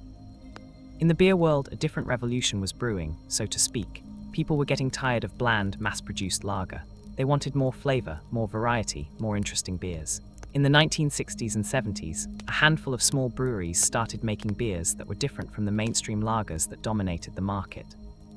This was the beginning of the craft beer movement. Early craft breweries like Anchor Brewing in San Francisco, which was rescued from closure by Fritz Maytag in 1965, and New Albion Brewing in Sonoma, founded in 1976, pioneered the idea that beer could be flavorful, interesting, and locally made. They made beers inspired by traditional European styles that had largely disappeared from the American market: IPAs, porters, stouts, wheat beers, Belgian-style ales. These early craft breweries faced enormous challenges. They were tiny operations competing against massive corporations with unlimited marketing budgets. They couldn't afford TV commercials or sports sponsorships. Distribution was difficult. Many retailers and bars didn't want to carry their products, but they persevered, motivated by a passion for good beer rather than by profit potential. The craft beer movement grew slowly at first. Through the 1980s and into the 90s, more craft breweries opened, each one experimenting with different styles and flavors. They drew inspiration from British ales, German lagers, Belgian abbey beers, and other traditional styles that had been forgotten or ignored by American mass-market breweries. They also innovated, creating new styles and pushing boundaries. The growth of craft beer was helped by changes in laws that made it easier to start small breweries, and by the emergence of beer appreciation culture. Beer enthusiasts started seeking out interesting beers, the way wine enthusiasts sought out interesting wines. Beer festivals became popular. Beer rating websites and apps allowed consumers to share information about craft beers. The Great American Beer Festival, first held in 1982, became an important showcase for craft breweries.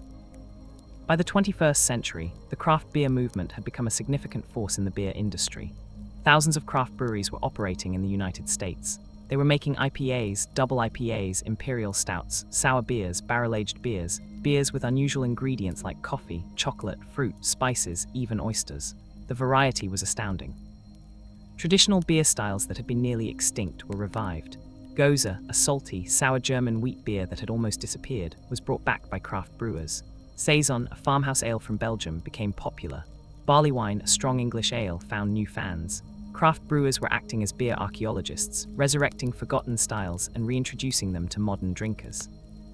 The success of craft beer inspired a similar movement in spirits. Craft distilleries started popping up, making small-batch whiskies, gins, vodkas, rums, and other spirits. These distillers emphasized quality, local ingredients, and traditional techniques.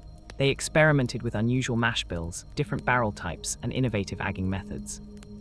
Whiskey in particular experienced a massive resurgence. For decades, whiskey had been declining in popularity, seen as an old man's drink. But starting in the late 1990s and accelerating in the 2000s and 2010s, whiskey became cool again. Bourbon especially became trendy, with premium bourbons and limited edition releases commanding high prices and selling out quickly. Craft distillers made whiskeys with unusual grain combinations, aged them in barrels that had previously held wine or sherry or rum, and created flavor profiles that were distinctively different from traditional whiskeys. They were doing for whiskey what craft brewers had done for beer, adding variety, experimentation, and artisanal quality to a category that had become dominated by mass-produced products. Gin experienced a similar revival. For years, gin had been associated with cheap, juniper-forward London dry gins used primarily in simple mixed drinks.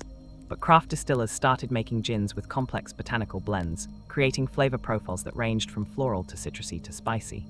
These new Western or contemporary gins were designed to be appreciated on their own or in sophisticated cocktails, not just mixed with tonic water. Tequila and mezcal also gained new respect. For a long time, these Mexican spirits had been associated with shots and margaritas, often using cheap, low-quality products. But premium tequilas and artisanal mezcals started appearing on the market, made from carefully cultivated agave plants and distilled using traditional methods. Connoisseurs began to appreciate the complexity and variety of these spirits, tasting them neat rather than shooting them with salt and lime.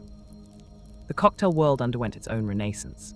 In the late 1990s and early 2000s, a new generation of bartenders started taking their craft extremely seriously. They studied classic cocktail recipes from the 19th and early 20th centuries. They learned proper techniques. They insisted on using fresh ingredients, quality spirits, and proper glassware. They elevated cocktail making from simply pouring drinks to a form of culinary art. These bartenders, who often preferred to be called mixologists, to distinguish themselves from bartenders who just poured beer and mixed simple drinks, approached their work with the seriousness of chefs. They experimented with house-made syrups, bitters, and infusions. They used techniques borrowed from molecular gastronomy like foams, gels, and sous vide infusions. They created cocktail menus that changed seasonally based on ingredient availability. Classic cocktails that had been forgotten were revived. The Aviation, Last Word, Corpse Reviver 2, and dozens of other cocktails from the early 20th century were rediscovered and became popular again. Bartenders also created new cocktails that would become modern classics, like the Penicillin, Paper Plane, and Naked and Famous. Cocktail bars became destinations. Places like Milk and Honey in New York, the Violet Hour in Chicago, and the Aviary in Chicago were known for their exceptional cocktails and became pilgrimage sites for cocktail enthusiasts. These bars often had no signs, requiring you to know where to find them, echoing the speakeasy culture of prohibition. They had strict rules about behavior, no loud talking or standing at the bar, and they focused entirely on providing an elevated cocktail experience. This cocktail renaissance wasn't just happening in the United States. London, Tokyo, Barcelona, Singapore, and cities around the world developed serious cocktail cultures. International cocktail competitions became major events. Bartenders achieved celebrity status, publishing books, consulting for spirits brands, and opening their own bars. All of this craft beer, craft spirits, artisanal cocktails, premium wines, represented a broader cultural shift toward valuing quality, craftsmanship, and authenticity over mass-produced convenience. People were willing to pay more for products that were made with care and skill. They wanted to know the story behind their drinks, who made it, where the ingredients came from, what made it special. At the same time, there was growing awareness of the negative aspects of alcohol. Public health researchers were documenting the health risks associated with drinking. Alcohol is associated with numerous health problems: liver disease, certain cancers, heart disease, neurological damage, mental health issues. Excessive drinking can be devastating to individuals and families. Drunk driving kills thousands of people every year. Organizations like Mothers Against Drunk Driving, MAD, founded in 1980, successfully campaigned for stricter drunk driving laws. The legal blood alcohol limit for driving was lowered. Penalties for drunk driving were increased. Police enforcement became more aggressive. These efforts, combined with increased public awareness, led to significant decreases in drunk driving deaths, though it remains a serious problem. There's been a push for better labeling on alcoholic beverages, warning about health risks, especially for pregnant women. The warning government warning: according to the Surgeon General, women should not drink alcoholic beverages during pregnancy because of the risk of birth defects, is now required on all alcoholic beverages sold in the United States. Similar warnings appear on alcohol in many other countries. Some countries have implemented minimum pricing for alcohol to discourage excessive consumption. Scotland introduced minimum unit pricing in 2018, setting a floor price for alcohol based on its alcohol content. The goal is to make cheap, high-alcohol products less affordable without affecting premium products as much. Early evidence suggests it has reduced alcohol consumption, though the long-term effects are still being studied. There's also been a growing sober-curious movement, with people choosing to drink less or not at all, not necessarily because they have a problem with alcohol, but simply because they want to be healthier or more clear-headed. Books like The Unexpected Joy of Being Sober and Quit Like a Woman have become bestsellers. Social media communities support people who are reducing or eliminating alcohol from their lives. This has created a market for non-alcoholic alternatives. Companies are producing non-alcoholic beers, wines, and spirits that actually taste good, unlike the watery, flavorless non-alcoholic beers of the past. Bars are creating sophisticated mocktail menus. Alcohol-free bars have opened in some cities, offering the social atmosphere of a bar without the alcohol. But let's be clear, alcohol isn't going anywhere. Despite increased awareness of its risks, despite the sober-curious movement, despite all the health warnings, people are still drinking. Alcohol is too deeply embedded in human culture, too connected to celebration, socialization, and pleasure to disappear. What's changing is how we think about alcohol, how we produce it, and how we consume it. There's more awareness of both the pleasures and the risks. There's more appreciation for quality and craftsmanship. There's more diversity in what's available. And there's more acknowledgement that alcohol affects different people differently, and that everyone needs to make their own informed choices about whether and how much to drink. The future of alcohol will likely see continued innovation and diversification. We're already seeing producers experiment with new techniques and ingredients. Some distillers are using vacuum distillation, which allows distillation at lower temperatures and produces different flavor profiles. Some brewers are using traditional farmhouse yeasts and wild fermentation. Some winemakers are practicing minimal intervention winemaking, using native yeasts and avoiding additives. There's likely to be continued focus on sustainability. The alcohol industry has a significant environmental footprint. Growing grapes and grain requires land and water. Distillation consumes energy. packaging creates waste. Many producers are working to reduce their environmental impact through renewable energy, water conservation, sustainable agriculture, and recyclable packaging. Technology is playing an increasing role in alcohol production. Precision fermentation, where yeast or bacteria are genetically engineered to produce specific compounds, could potentially revolutionize how alcohol is made. Imagine being able to create the flavor compounds of a 20-year-old whiskey without actually agging it for 20 years, or producing wine without growing grapes. This technology is still in its early stages, but it has enormous potential. The globalization of alcohol culture continues to accelerate. Japanese whiskey has won international awards and gained a devoted following. Mexican mezcal is beloved by cocktail enthusiasts worldwide. Australian wine competes with French wine in international markets. American craft beer has inspired craft brewing movements in countries around the world. We're seeing a blending of traditions, with producers drawing inspiration from multiple cultures to create something new. Alcohol tourism has become a significant industry. People travel to Kentucky to tour bourbon distilleries, to Scotland to visit whiskey distilleries, to California or France to tour wineries, to Belgium to visit Trappist monasteries and breweries.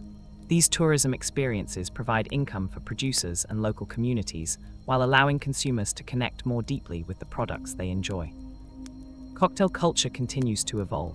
Bartenders are experimenting with fermentation, creating their own fermented ingredients for cocktails.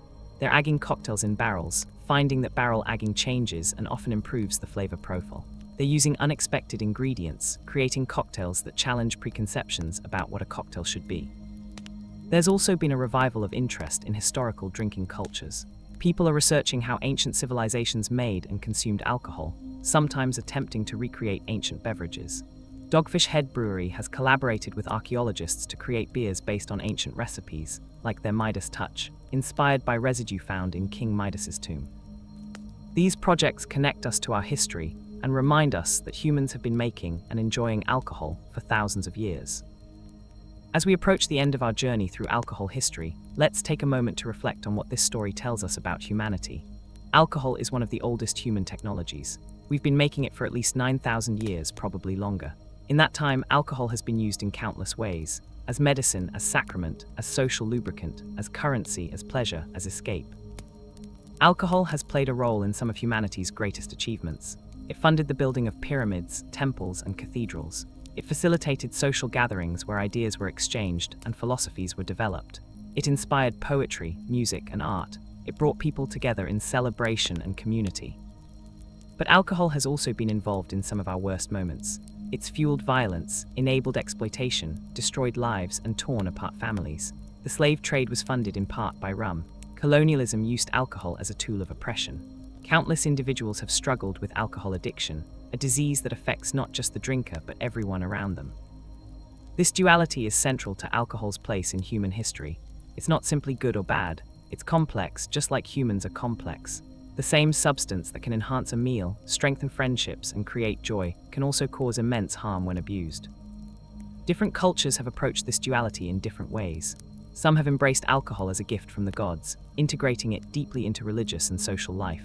Others have tried to control or restrict it, recognizing its dangers. Some have prohibited it entirely, with mixed results. Most have found some middle ground, allowing alcohol but regulating its production and sale, trying to maximize its benefits while minimizing its harms. What's remarkable is that despite all the problems alcohol has caused, despite all the efforts to eliminate it, it has persisted. Prohibition failed. Religious prohibitions are often ignored or worked around. Alcohol, it seems, fulfills some human need or desire that we're not willing to give up. Maybe it's the taste. Humans seem to genuinely enjoy the flavors of fermented and distilled beverages, the complexity of wine, the bitterness of beer, the warmth of whiskey. We've developed incredibly sophisticated palates for alcohol, able to detect subtle differences in flavor and quality. Maybe it's the effect. That warm, relaxed feeling that comes after a drink or two is genuinely pleasurable. It reduces anxiety, lowers inhibitions, and makes social interaction easier. In moderation, it can enhance experiences and create positive memories. Maybe it's the ritual and tradition. The act of sharing a drink has social and cultural meanings beyond the drink itself. Toasting at celebrations, sharing wine at religious ceremonies, buying a round at the bar for friends, these rituals create bonds and mark important moments. Or maybe, most fundamentally, it's that alcohol represents a transformation, a kind of everyday magic. You take grapes or grain or agave, apply human knowledge and skill, wait patiently, and something new emerges. Something that didn't exist before. Something that connects us to thousands of years of human history, to our ancestors who first discovered fermentation and recognized it as something special. Every time you take a sip of beer, wine, or spirits, you're participating in that ancient tradition. You're connected to the Sumerian workers who built ziggurats and drank their beer rations, to the Egyptian workers who built the pyramids fueled by bread and beer, to the Greek philosophers discussing life's big questions at symposia, to the Roman legions conquering an empire with wine in their flasks, to the medieval monks carefully tending their vineyards, to the American pioneers distilling whiskey on the frontier, to every single person throughout history who has ever raised a glass in celebration, in sorrow, in friendship, in solitude. The story of alcohol is in so many ways the story of civilization itself. It's there at the beginning when our ancestors first settled down to farm, because beer and wine were some of the first products of agriculture. It's there in the development of trade networks, as wine and beer became commodities to be bought and sold across vast distances. It's there in the rise of cities, where taverns and bars became important social spaces. It's there in the age of exploration, as European powers sought new lands partly to establish plantations for sugar and other crops that could be turned into alcohol. It's there in the Industrial Revolution, which transformed alcohol production from small-scale craft to massive industry. It's there in social reform movements, which targeted alcohol as both a cause of society's problems and as something that could be eliminated to create a better world. It's there in the rise of global culture, as drinks from different traditions spread around the world and blend together. And it's here now in the 21st century, where we have more choice, more variety, more knowledge about alcohol than ever before in history. We can drink a Japanese whiskey inspired by Scottish tradition, but made with uniquely Japanese techniques. We can enjoy a craft beer made by a local brewery using hops grown a few miles away. We can sip a natural wine made with minimal intervention, expressing the pure character of a specific vineyard. We can have a meticulously crafted cocktail that combines spirits, fruits, herbs, and techniques from multiple continents. We live in a golden age of alcohol, at least in terms of variety and quality, but we also live in an age of greater awareness of alcohol's risks and harms. We understand addiction better. We know the health impacts. We recognize the social problems associated with excessive drinking. This knowledge doesn't eliminate alcohol's appeal, but it does, or should, make us more thoughtful about how we engage with it. The challenge for our time is to maintain the best aspects of alcohol culture, the craftsmanship, the tradition, the social connection, the pleasure, while minimizing the harms. That means drinking responsibly, which sounds like a boring public service announcement, but is actually important. It means being aware of how alcohol affects you personally and making informed choices. It means looking out for friends and loved ones who might be struggling with alcohol. It means supporting policies that reduce drunk driving, underage drinking, and alcohol-related violence without resorting to prohibition, which history has shown doesn't work. It also means appreciating what we have. The diversity of alcoholic beverages available today is unprecedented. The skill and knowledge that goes into making good beer, wine, and spirits is extraordinary. The cultural traditions associated with different drinks connect us to history and to people around the world. These are things worth preserving and celebrating. So as you drift off to sleep tonight, think about this incredible journey we've taken through time. From fermented fruit in a prehistoric forest to craft cocktails in a modern bar. From ancient Sumerian beer to Kentucky bourbon. From Egyptian wine to California Cabernet. From moonshine in the Appalachian Hills to premium vodka filtered through diamonds. It's a story that spans 10,000 years and touches every corner of the globe. It's a story of human ingenuity, creativity, desire, and folly. It's a story of civilization itself. And you, dear listener, are part of that story. Whether you're a casual drinker who enjoys a beer after work, a wine enthusiast who collects vintages, a craft cocktail aficionado who seeks out the best bars, or someone who chooses not to drink at all, you exist in relationship to alcohol in some way. Because alcohol has been such a fundamental part of human culture for so long. The story of alcohol is still being written. New breweries are opening, new distilleries are experimenting, new wine regions are being developed, bartenders are creating new cocktails, researchers are discovering new historical facts about ancient alcohol production. The story continues, generation after generation, and will likely continue as long as humans exist. But for now, for tonight, our journey is complete. We've traveled from the ancient world to the modern era, from the first discovered fermentation to the craft cocktail renaissance. We've explored beer and wine and spirits. We've seen how alcohol has been used for religion, medicine, commerce, pleasure, and sometimes destruction. We've witnessed the gin craze, prohibition, the craft beer revolution, and countless other chapters in this long, complex story. I hope you found this journey as fascinating as I have. I hope you've learned something new, something that will make you think differently the next time you have a drink or see someone else drinking. I hope you found it relaxing, that my voice and this story have helped you wind down from your day and prepare for sleep. And if you've enjoyed this deep dive into the history of alcohol, if you've appreciated these hours spent exploring humanity's relationship with fermented and distilled beverages, then please do me a favor. Subscribe to Dreamless Timelines so you don't miss future explorations into history. Hit that notification bell. Leave a comment telling me what surprised you most about this story, or what other historical topics you'd like me to explore in this same detailed, sleep-friendly format. Give this video a like if you found it valuable. Your support makes it possible for me to continue creating these long-form historical narratives. Maybe next time we'll explore the complete history of coffee, another substance that has profoundly shaped human civilization, or chocolate, or bread, or music, or any number of topics that have rich, fascinating histories worth exploring in depth. Let me know what you'd like to hear about. For now, though, it's time to rest. Let your breathing slow. Feel the weight of your body sinking into your bed. Let go of the thoughts and worries of the day. Let your mind drift. Perhaps you'll dream of ancient Sumerian taverns or Roman banquets or speakeasies during Prohibition or modern craft cocktail bars. Or perhaps you'll simply slip into deep, dreamless sleep, which is what this channel is all about after all. Thank you for joining me on this journey through 10,000 years of alcohol history. Thank you for spending these hours with me, listening to this story unfold. Thank you for your curiosity about the world and its history. And thank you for supporting this channel by watching, subscribing, and engaging. From fermented fruit to craft cocktails, from ancient rituals to modern celebrations, alcohol has been with us every step of the way. It's been a constant companion through the long journey of human civilization, for better and worse. And now you know the full story, or at least as much of it as we can tell in one long, sleepy narrative. Sleep well, friends. Dream of history, or don't dream at all. Either way, rest peacefully knowing that you've learned something tonight, that you've connected with thousands of years of human experience, that you've traveled through time and across the world, all from the comfort of your bed. This is Dreamless Timelines, signing off.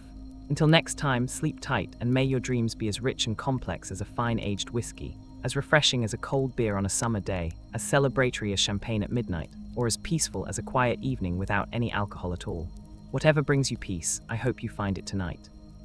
Good night.